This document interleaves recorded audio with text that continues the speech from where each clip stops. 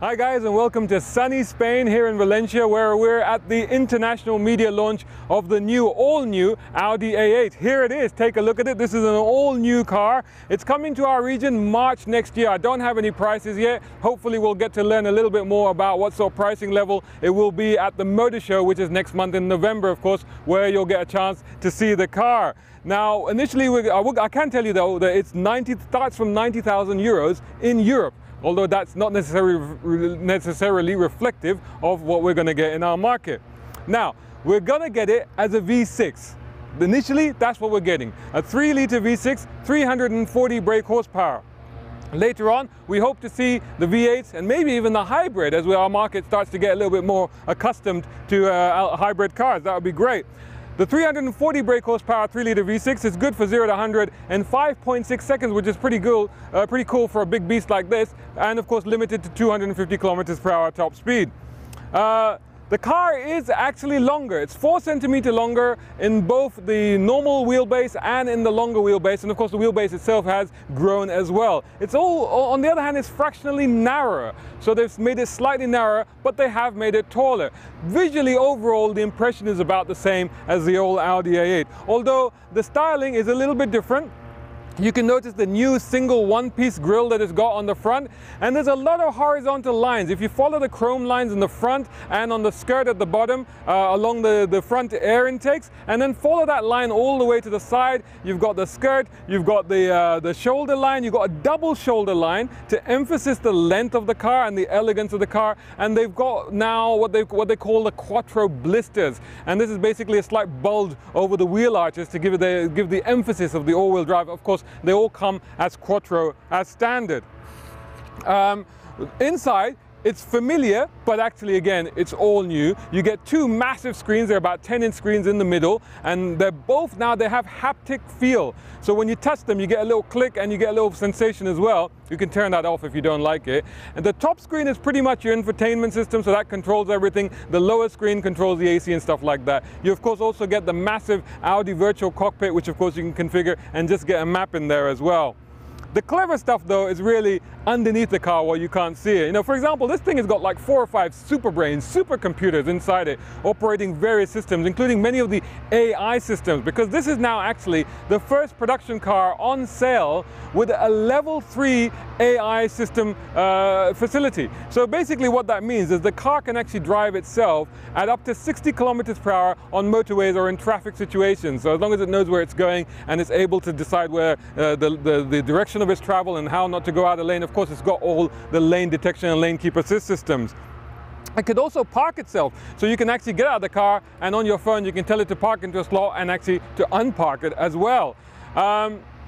Like I said, we got the 4-litre V8 hybrid. Hopefully we'll get those later. What else I want to tell you about? I've mentioned the quattro, the 4-wheel steering. It's got active 4-wheel steering now. And this is a steering where basically at slower speeds, the rear wheels will turn in the opposite directions to give you a tighter turning circle. And you do actually feel that. And even we were in the mountain roads and we were in the twisties, and you chuck it into a corner and you feel the center, you feel it pivot around its center axis. So it's actually really, really agile, and certainly it helps with parking. In fact, they say it's got one of the tightest turning circles of any car of its type. I think they said 11.1 meters. I hope I'm correct in that. In addition to that, there are 40 driver assist features and systems on this car, and one of the key things that I quite like about it is the electromechanical active air suspension that they now have on some of the top spec cars. Now basically what that does is that, and it's kind of semi-hybrid, so it sort of powers itself because it needs independent power, because it's got 4 motors essentially on each of the 4 corners that basically adjust the suspension according to the road to try and keep the car flat. So for example, and it reduces pitch and dive and braking. So under braking, for example, it won't dive forward, and under cornering, it'll keep a flat body. Particularly apparent in dynamic mode when we were up in the mountains, we were throwing it around and the car was cornering surprisingly flat. If you get car sick or something like that from too much body movement, this is the car to check out. The other cool thing about that feature is that, of course, it's got lots of sensors and cameras all around it because of the level 3 autonomous system drives that it's got. It's got a couple of cameras that monitors the road ahead in front of you, and if it detects a pothole or a bump or something like that, it adjusts the suspension accordingly to react to it, and it does that very quickly indeed. One of the other things that I really like about the car, which I want to get a demonstration of, and hopefully I can insert that here, is that if it detects a side impact, because it's got sensors on the side, and if it detects that a side impact is about to happen, it actually lifts the car up. The idea being that the car or the object that's going to hit you from the side is going to hit the side sills. Of course, the platform of the car is the strongest part of the car, therefore keeping the passenger cell intact. So very safe, very practical, very, very technical. A lot of stuff on this car. But let's look at the actual practicalities of the car, and we'll start with the boot. So let's have a look at the boot. All powered, of course.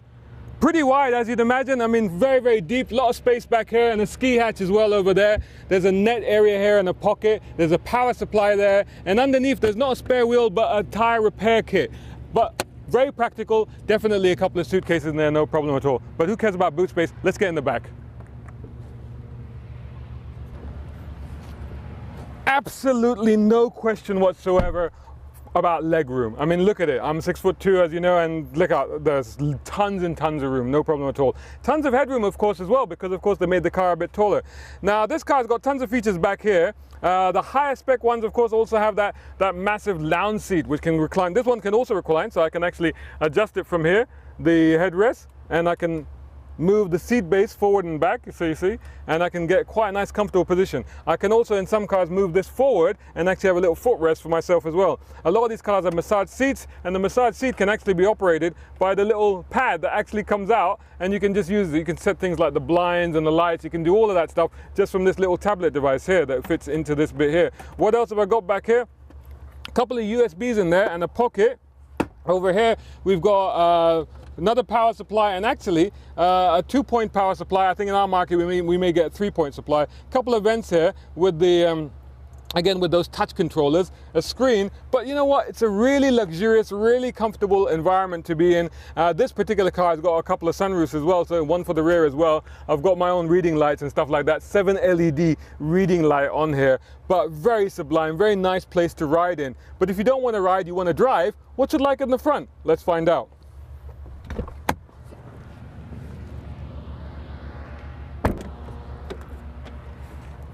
So here we are in the luxurious new Audi A8, but check this out, it's all black here. Where's all the buttons? Where's all the controls gone? They have 2 screens, not one. Let me start this up and you'll see they've actually got 2 screens, I think about 10-inch screens now. And the new feature on these cars, like I mentioned, they've got haptic touch. So when you touch the buttons, you can both feel a little bit of a sensation, and you can also hear it as well. Now the top screen here does the typical things of controlling all the media and infotainment settings and all the rest of it, so you can Bluetooth up and all the rest of it. And of course cars, because we're in European spec cars, they're fully connected, so they've got internet and all the rest of it. But you click that, you get the navigation, you go back, you got media, and you can get, you know, all of that sort of stuff.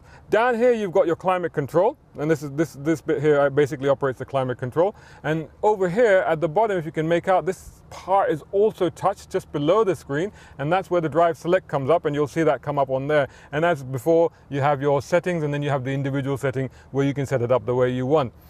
AC vents here, fantastic AC on this one. I don't know if you can see on the left side here, there's another AC vent, and what they've got, these little touch slider controls for the AC vents. And if I do that, you'll see, if I turn it on, you'll see actually that it will rise up, and it's doing that now. Thank God it worked. Yeah, so it rises up and the little vent comes out, and I start getting cool air coming through there.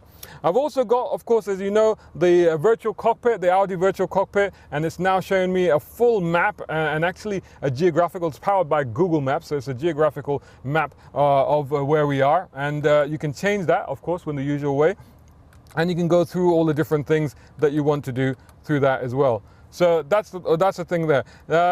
Typical Audi steering wheel over here. It's an 8-speed Tiptronic automatic in this car, with of course the sport shift mode as well, paddle shifts as well available on the steering wheel. Camera. You've got 360-degree camera, if you can see, on there as well. And it's nice that they've got a camera button, because then you can just get that up when you feel like it. Little compartment there. Underneath here, we've got another little compartment, and there is a wireless charging facility as well. So lots of cool stuff in this car. Very nice environment to be in. Very comfortable. Of course, it's fully adjustable. The steering is adjustable for reach and rake, and the seats, of course, are adjustable as well. I think the next thing to do is to take it for a little drive. Okay, so let's take it for just a short little drive. I just want to give you a little flavor of what the car is like. I mean, to be honest, really want to give it a proper test when we get it in our market and get to drive it on our roads where we can go. We're in the middle of Valencia here. It's beautiful, it's sunny, it's very touristy, it's very nice, but it's not conducive to really chucking the vehicle around and really seeing what it's like. So when we get the car, hopefully next year, we'll try and bring you a local review. But you know, you can see immediately it's very, very quiet, and I've got it in, what mode is it in now?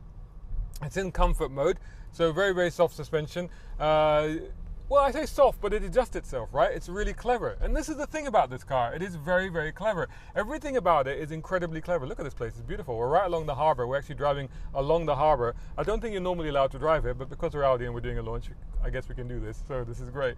But very quiet, very serene, great body. So, I mean, the body's just moving a little bit, and if I just put it, I mean, I'm not gonna go very fast, but if I just put it into dynamic mode, and yeah, immediately the body firms up. And yeah, it's a little bit more brittle in its response to the bumps, but it's definitely firmer and more stable.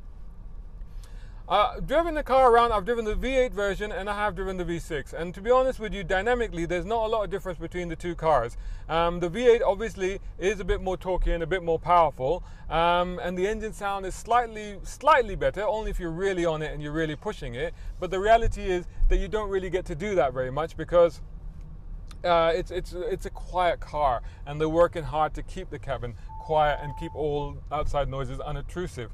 The handling is very good on the car. Grip, of course, is quattro all-wheel drive grip, but we had the other car, the V8, up on some mountain roads earlier this morning, about an hour and a 45 minutes drive out of town, and some quite tight roads. And because of that four-wheel steering, the way the car behaved and the way that it pivoted around its center, you know, even when you're really throwing it into a corner, it really responded very, very well indeed, especially in dynamic mode. We didn't use the paddle shifts, but we left the sport transmission, the 8-speed Tiptronic in sport, and it was absolutely fine.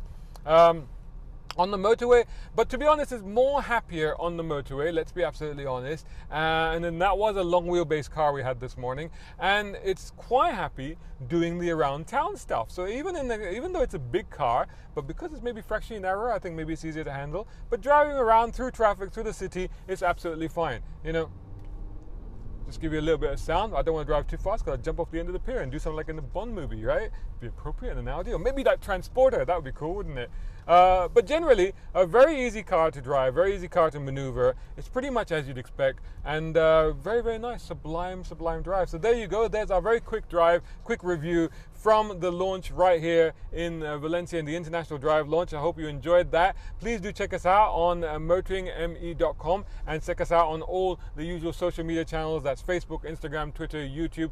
If you're on YouTube, please do like, share, and subscribe. You can also follow me, and I'll put my little @ signs here as well, and it would be nice to see you there. So until the next one, and until we get this car in our market and do a proper review, thanks so much for watching.